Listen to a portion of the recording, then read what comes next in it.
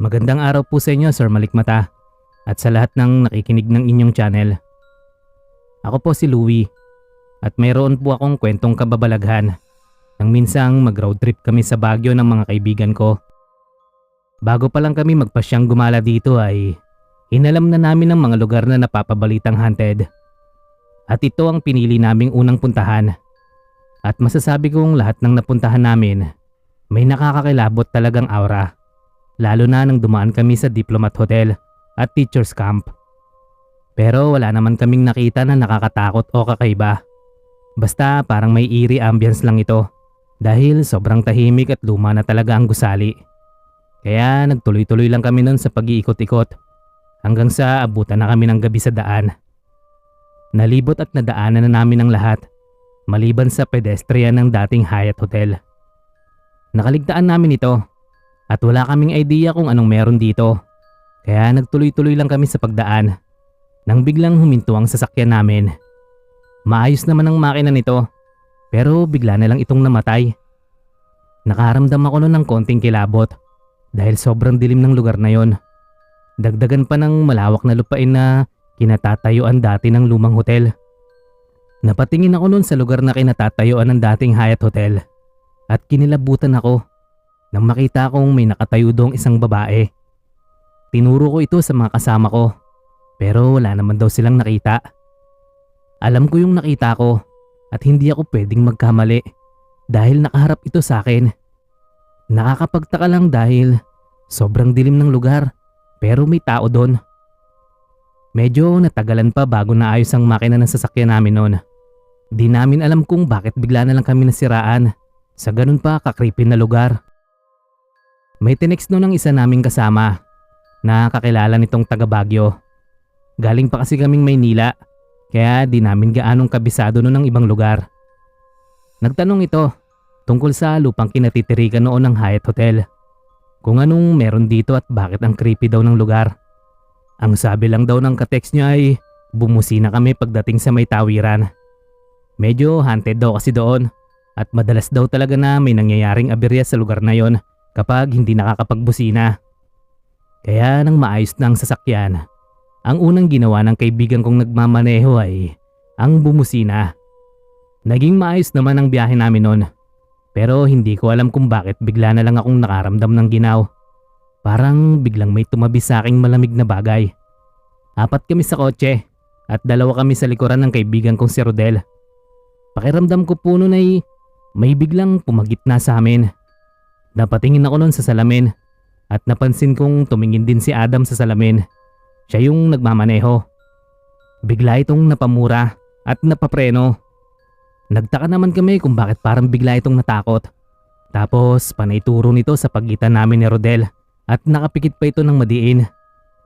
Sinabihan pa siya noon ni Rodel na huwag kami nitong pinagtitripan. Nasa biyahe kami at madilim na ang paligid kaya pare-pareho kaming nakaramdam ng kilabot noon. Pero panay lang ang mura nito at turo sa gitna namin. Pagdilat nito ay nagpalingalinga pa ito na parang may hinahanap.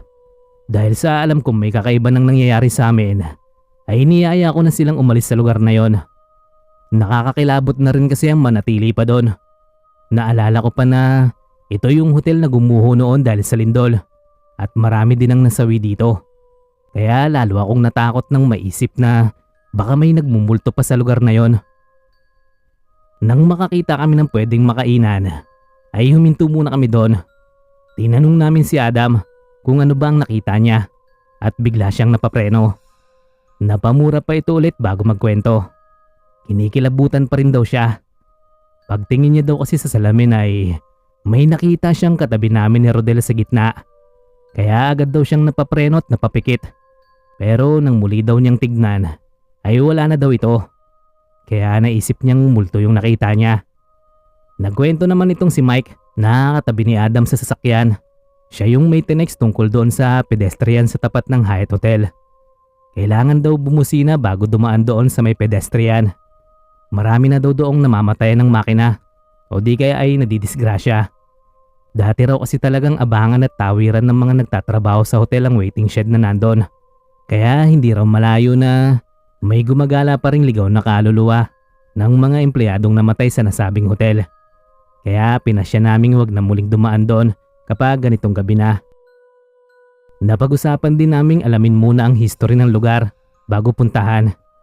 Mabuti na lang at ganun na lang ang naranasan namin. Pero hindi ko pa rin makalimutan ang naramdaman ko ng mga oras na yon. Nang sinearch ko nga ang tungkol dito ay totoo ngang haunted din ito.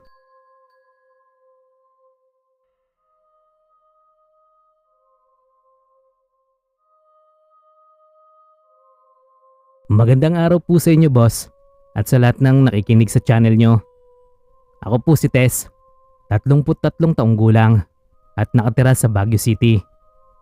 Naabutan ko pa ang kwento tungkol sa isang puno na malapit sa Luwakan Road. Sabi-sabi noon na may nakikitang white lady dito. At para nga mapatunayang totoong haunted ito ay may ibabahagi po akong kwento. Ito pong kwentong ipapalahad ko sa channel ninyo ay karanasan po ng tatay ko nang minsang magmaneho po siya ng kotse ng ninong ko. May susunduin kasi sila noon sa NAIA. Madaling araw pa lang ay gising na noon si tatay dahil nagpapasama sa kanya si ninong na magsundo sa anak nitong kakarating lang galing ibang bansa. At dahil mas maalam si tatay noon magmaneho kaysa kay ninong ay siya na ang nagdala ng sasakyan nito. Kwento ni tatay, medyo inaantok pa daw siya noon nang padaan sila sa Luwakan Road. Nawala daw sa isip niya ang bumusina dahil marami ng kwento tungkol sa pagpapakita ng isang babaeng nakaputi sa lugar na to. Pero ang totoo daw noon ay hindi naniniwala itong si tatay sa mga ganon. Sa tinagal-tagal na daw kasi niya sa lugar na yon ay wala naman siyang naranasang kababalaghan. Si nanay lang talaga ang makulit na nagbibilin sa kanya na bumusina pagdating doon. Natatawa pa daw nun si Ninong nang banggitin ni tatay ang kwento tungkol sa lugar na yon. Kahit ito ay hindi din naniniwalang may babaeng multo sa lugar na yon. Pero pareho daw sila nung natahimik sa pagkukwentuhan nang bigla na lang namatay yung ilaw sa loob ng sasakyan. Kinilabutan daw nun si tatay dahil nung anyong bubuksan daw niya yung ilaw ay ayaw na daw itong gumana. Agad daw siyang napatingin sa rearview mirror nun nang may mapansin siyang taong nakaupo sa likuran. Wala daw nakasakay sa likod ng sasakyan dahil dalawa lang naman sila ni Ninong ang umalis. Pero kinilabutan daw siya noon nang mapagtanto na may iba na silang kasama na nakaupo sa may backseat. Natakot na din daw nun si Ninong dahil sa reaksyon ni tatay. Medyo natataranta na daw nun si tatay at binilisan daw nito ang pagpatakbo ng sasakyan. Buti na lang at wala pa gaanong bumabiyahe ng mga oras na yon. Wala silang kasalubong, kundi ay baka nadisgrasya na daw sila sa bilis ng patakbo ni tatay. Nakahinga lang daw sila pareho nun ng maayos nang malapit na sila sa city. Maliwanag na kasi doon. Sa pinagtataka din daw ni tatay dahil ayaw gumana ng ilaw nung tinangka niya itong buksan. Pero nang nando na daw sila sa bungad ng lungsod ay kusa na daw itong umilaw at nawala na rin daw yung nakiangkas sa kanila sa likod. Hindi raw inaasahan ni tatay na mararanasan niyang mapakitaan ng multo sa lugar na yon. Pareho pa naman daw silang hindi naniniwala sa mga multo-multo na yan. Simula daw noon kapag nagmamaneho si tatay ay bumubusina na siya pag dumadaan dito sa Luwakan Road. Mahirap na daw at baka pag mag-isa lang siya ay bigla na lang may makikisakay. Yun ngang may kasama siya ay umangkas na ito. Yun pa kayang mag-isa lang siya. Ito lang po muna, Boss Van. Mayroon akong karanasan sa Diplomat Hotel naman. Pero sa susunod na po, abangan ko po itong kwento ni tatay sa channel nyo. Maraming salamat.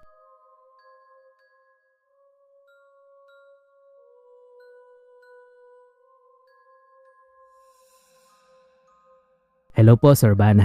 Magandang araw sa inyo. Ako po pala si Jenny, taga Laguna. Mahilig po ako sa horror at lahat na yata ng palabas na Tagalog horror movies sa YouTube ay napanood ko na. Pero tumatak talaga sa isip ko noon ay yung palabas na White House, which is about sa Laperal White House sa Baguio. Sa totoo lang, sobrang creepy ng kwento at nai-imagine ko pa noon kung paano kaya kung isa ako sa mga contestant doon sa pelikula. Baka nahimatay na siguro ako. After watching that movie, ay na-curious na ako sa lugar na to. Panay-search ko pa sa Google kung totoo ngang haunted ang bahay na yon. Kaya nang magbakasyon ng pinsan ko nun sa amin, ay niyaya ko itong mamasyal sa Baguio. Wala namang problema dahil may dala itong sasakyan. Nagyaya pa kami noon ng iba pa naming mga pinsan. Na-excite talaga ako noon dahil makikita ko na in real life ang Laperal White House. Hindi alam ng mga pinsan ko na yun talaga ang pakay at gusto kong makita sa Baguio. Nang sabihin ko sa kanila na dumaan kami doon ay agad silang tumanggi. Ano daw ba ang gagawin namin doon? Sabi ko naman ay sisilip lang. At kung may mararamdaman akong kilabot kapag nando na kami. Ayaw talaga nilang pumayag. Pero nangulit ako ng nangulit hanggang sa manawa sila at pumayag na din. Hindi raw sila sasamang papasok. Nag-okay na lang ako noon. Pero ang totoo ay kinikilabutan na ako. Maisip pa lang na may makikita akong multo doon. Nang makarating na kami ay nagatubili pang bumaba ng sasakyan noon ng mga pinsan ko. Ako naman ay nagmamadaling lumabas at tumingala doon sa kontrobersyal na bahay. Wala namang kakaiba dito. Parang lumang bahay lang ito na inabandona. May gwardiya nun sa labas ng gate. Nagpaalam ako kung pwede bang pumasok sa loob. Pwede naman daw. Ginawa na kasing tourist spot itong lugar na to. Kaya pwede naman siyang pasukin ng kung sinong may gusto. At kung malakas ba daw yung loob namin na pumasok. Niyaya ko noon ng mga pinsan ko. At sa huli ay napilitan din silang sumama. 5 kami noon at 2 ang lalaki. Alam kong kahit sila ay nakakaramdam ng kilabot. Dahil sa totoo lang po, pagtapak pa lang namin sa pinto ay nanlamig na ako. Maayos ang loob nito at hindi mo masasabing haunted nga ito. Pero yung ambience ng lugar ay masyadong weirdo. Yung aura nito ay masasabi mong marami ng pinagdaanan sa lumipas na mga taon. Sobrang tahimik na parang kahit konting langit-ngit ay maririnig mo. Pakiramdam ko po nun ay may naririnig akong mahinang pag-iyak. Pero syempre guni-guni ko lang yon. Sa pinto pa lang kami noon, pero samot-sari na ang nararamdaman ko. Ewan ko lang sa ibang kasama ko. Naramdaman kong humigpit noon ang pagkakahawak ng 2 pinsan kong babae sa braso ko. Yung 2 ko namang pinsang lalaki ay nanatili lang sa tabi ko at ginagala ang paningin sa paligid.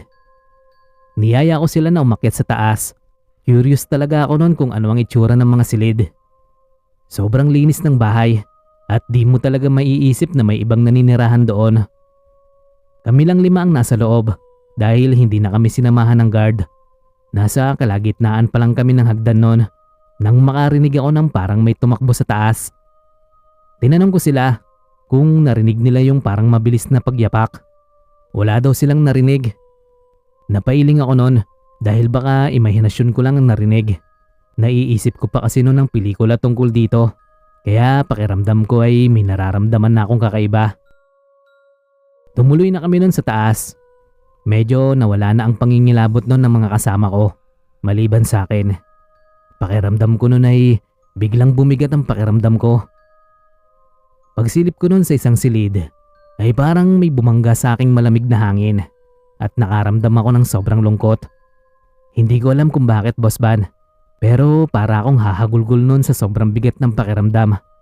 Daig ko pa nun ng parang nakipaghiwalay sa long-term boyfriend ko. Nagtaka sila nun nang bigla na lang humilagpos yung hikbi sa lalamunan ko. Napatingin sa akin ang mga pinsan ko at nag-aalala sila nang makitang umiiyak na ako. Hindi ko alam kung anong nangyari at umiyak ako nang umiyak nun. Dali-dali nila akong inilalayan palabas ng bahay na yon. Doon pa lang parang guminhawa ang pakiramdam ko. Agad din akong nahimasmasan. Yung pakiramdam ko habang nasa loob ako noon ng silid ay parang pinipiga ang puso ko. Parang andun ako sa isang eksena na sobrang nakakalungkot. Nagkayayaan nang umalis noon dahil nag-aalala na sila sa akin. Habang nasa sasakyan at papaalis na kami noon ay napatingin ako sa may bintana. Paningin ko pa noon ay parang may sumilip doon at agad din umalis. Iwinaksi ko na lang yun sa isip ko at pinasyang pumikit. Napapiksi pa ako noon dahil parang may dumamping malamig sa balat ko.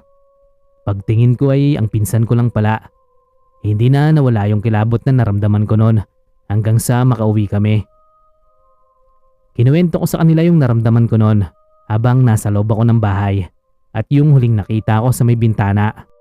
Sinisi pa nila ako dahil ayaw talaga nilang pumayag noon.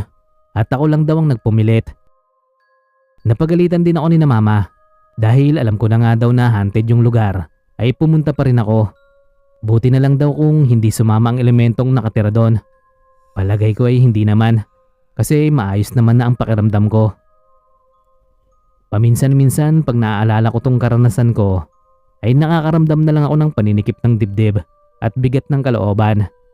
Maaaring nakaramdam ako ng manifestation habang nandun ako. Lahat ng emosyon ay nasagap ko. Lalo na at may pagka-empathetic akong tao. Mabilis daw akong makasagap ng emosyon ng tao o ng kahit nang naiwang emosyon sa isang lugar. Pero masaya po akong ibahagi sa inyo ang karanasang ito. Napatunayan kong totoo palang may mga haunted talagang lugar. Di mo man makita ang mga elementong nandito, ay mararamdaman mo naman.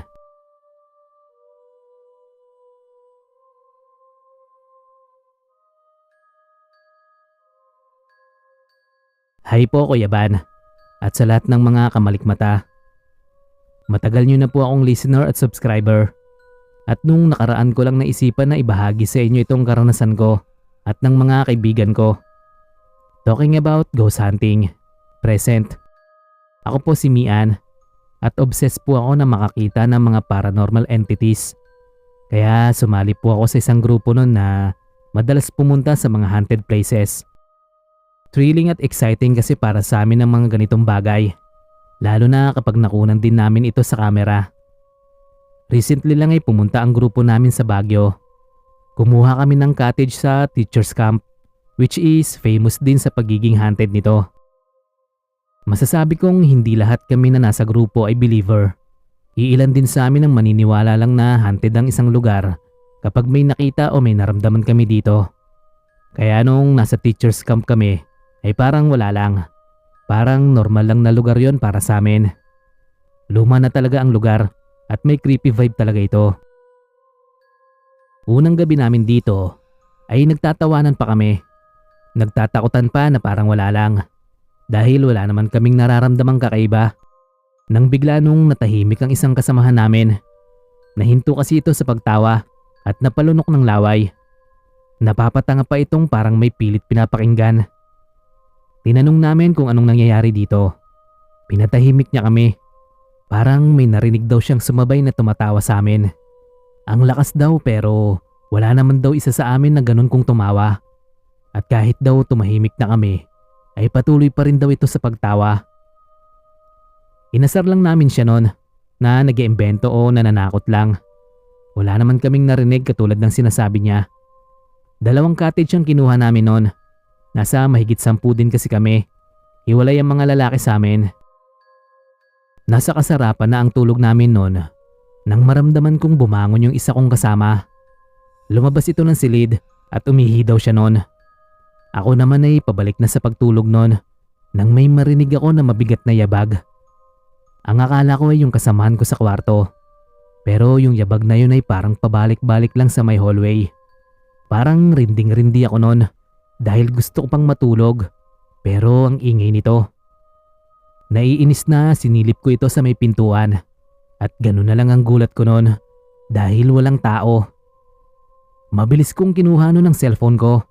Kinakabahan akong nasasabik sa makikita ko ng mga oras na yon.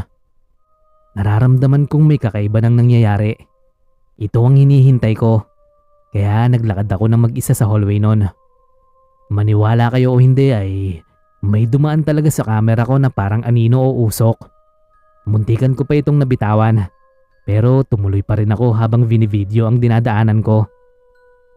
Nagulat pa ako nang biglang sumulpot yung kasamahan kong umihi.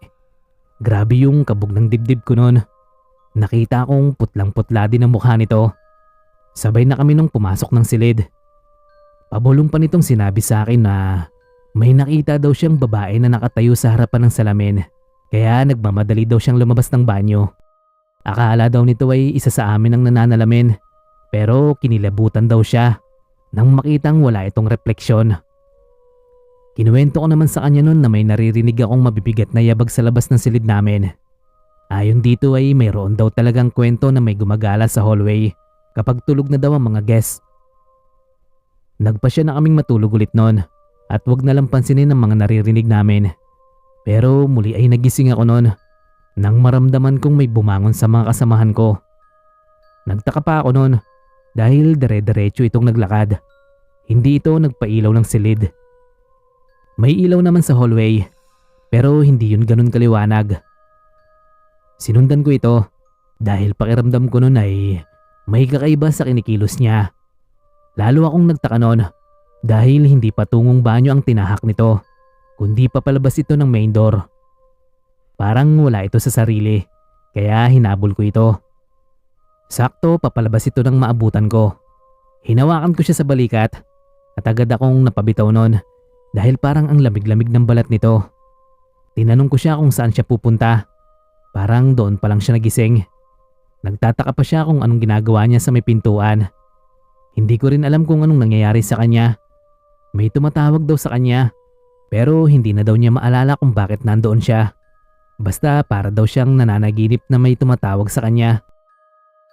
Agad kaming bumalik nun sa silid at ginising ko na ang iba pa naming kasamahan. Kinuwento ko ang nangyari sa amin at kahit pala sila ay may kanya-kanya na ring kwento. Hindi daw makatulog ng maayos ang mga lalaki sa kabilang silid dahil sa panay bukas sara daw ng pinto kahit nakalak daw ito. Bigla na lang daw pabagsak na sumasara ito. Para din daw may naglalakad sa taas. Nasa baba kasi ang kinuha naming silid. Ang ingay daw ng mga yapak. Yung isa naman daw nilang kasama ay parang binabangungot daw. Hindi na kami natulog noon at nagkape na lang kami habang nagkukwentuhan. Doon na namin naramdaman yung mabigat na pakiramdam na parang may nakatingin sa amin. Nasabi ko talaga noon na hindi ako makakatagal doon. Iba talaga ang aura na nandun. Sobrang bigat. Parang anumang oras ay may isa sa amin ang masasapian at yun ang ayokong mangyari. Kaya agad din kaming umalis noon kinabukasan. Lalo na at nalaman ko pang madalas daw sapian yung kasamahan namin na nag-sleepwalk. Nako, kahit hilig ko ang mag-ghost hunting, hindi ako makakatagal doon.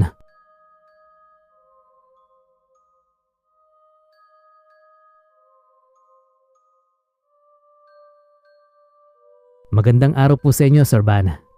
Ako po pala si Mark, isa sa tahimik na tagapakinig nyo. Mahilig po ako sa horror, kaya nang mapakinggan ko ang channel nyo ay naisipan kong ibahagi sa inyo yung nakita at naranasan ko nang minsang mamasyal ako sa Diplomat Hotel. Mahilig po akong kumuha ng mga litrato at isa ang lugar na yon sa nakunan ko ng maraming litrato. Alam naman po natin na kilalang haunted ang lugar na yon at isa yon sa dahilan kung bakit nagkaroon ng interes na puntahan ito. Hindi ako matatakotin na tao, lalo na sa katulad nitong madalas naman puntahan. Pero akala ko lang pala yon dahil nung nandoon na ako ay agad akong kinilabutan. Lalo na at mag-isa lang ako na kumukuha ng litrato doon sa may lumang fountain. Balita pa naman na doon sa bandang yun madalas magpakita yung madre na pugot ang ulo. Sa naisip ay kinilabutan akong umalis sa lugar na yon nang may mahagip ang tingin ko sa may pangalawang palapag. Para kasing may tao doon at bigla na lang nagtago. Kinuhanan ko ng litrato ang parting yon at ganoon na lang ang gulat ko noon nang makitang may figura ng babae na parang madre sa nakuha kong litrato. Pakiramdam ko noon ay nagtaas ang lahat ng balahibo ko sa katawan. Sobrang kilabot ko sa nakita. Agad akong lumabas noon ng lumang hotel. Saka ko palang tiningnan ng iba pang litrato nang nasa loob na ako ng kotse. At ganoon na lang po ang takot ko noon nang halos lahat ng nakuha kong litrato ay andon yung figura ng isang madre. Dali-dali kong binura ang mga litrato at simula po noon ay hindi na ako kumukuha ng mga litrato sa mga haunted places. Hanggang dito na lang po, Sir Van. Pasensya po kung medyo maikli pero sana po ay mapili ninyo. Maraming salamat po.